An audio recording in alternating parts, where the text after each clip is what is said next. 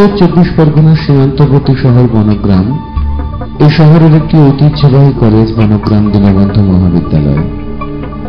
ইছামতির ধারে এই কলেজ, কিন্তু সেখানে নদীর উপর কোনো ব্রিজ এখনো পর্যন্ত নেই। নদীর ওপারে যেসব ছাত্রছাত্রী দূর দূরান্ত থেকে এই কলেজে পড়তে আসে, তাদেরকে নদী পারাপারের জন্য ওই ছোট নৌকার উপরে নির্ভর করতে হয়। বৃষ্টির সময় এই নদীর পারাপার আরো কঠিন হয়ে ওঠে। কচুরিপানা জমে এবং তার সঙ্গে নদীর ঘাটের বেহাল অবস্থা ছাত্রছাত্রীদের জীবনে বিপদ ডেকে আনতে পারে।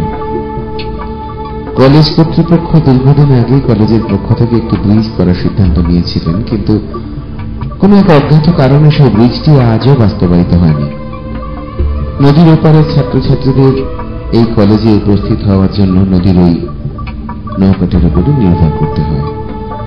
যদি কোনো কারণে নদী পারাপার অসম্ভব হয়ে ওঠে, তাহলে তাদের প্রায় 2-3 কিলোমিটার ঘুরে কলেজে এসে ক্লাস করতে হয়, আর সেটা ছাত্রছাত্রীদের কাছে খুবই কষ্টসাধ্য ও সময় সাপেক্ষ ব্যাপার। কলেজ কর্তৃপক্ষের নেওয়া উদ্যোগে কলেজের ফান্ড থেকে কেন প্রস্তাবিত নির্ধারিত এই ব্রিজটি এতদিন হয়নি এবং ছাত্রছাত্রীদের দুর্ভোগের কারণ খুঁজতে আজকের তদন্তের টিম এই কলেজে গিয়েছিল। কলেজের পাশে এই ব্রিজটি তৈরি হলে ছাত্রছাত্রীদের দুর্ভোগ মিটত কিনা তা তাদের মুখ থেকেই শুনুন। সুবিধা তো হবে,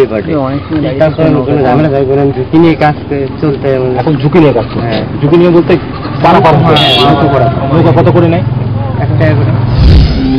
তোমরা শুনেছিলে যে ব্রিজ হবে বলে একটা কথা হয়েছিল? শুনেছিলাম অনেকদিন আগে, কিন্তু সেটা পরবর্তীকালে আর কোনো খবর পাইনি। তো যদি সুবিধা এসে আমরা যদি লোক না হয় তাহলে নৌকা পারাপারে অসুবিধা হয়, যদি ওই অনেকজন না হলে নৌকা আসতে যায় না। নৌকা আসতে চায় না? আচ্ছা, ব্রিজ হলে তাহলে তোমাদের যাতায়াত সুবিধা। ছাত্রদের কথায় তারা একরকম জীবনের ঝুঁকি নিয়েই নৌকায় পারাপার করে। ব্রিজ তৈরি হলে তাদের দুর্ভোগ যে মিটবে তা সত্যি।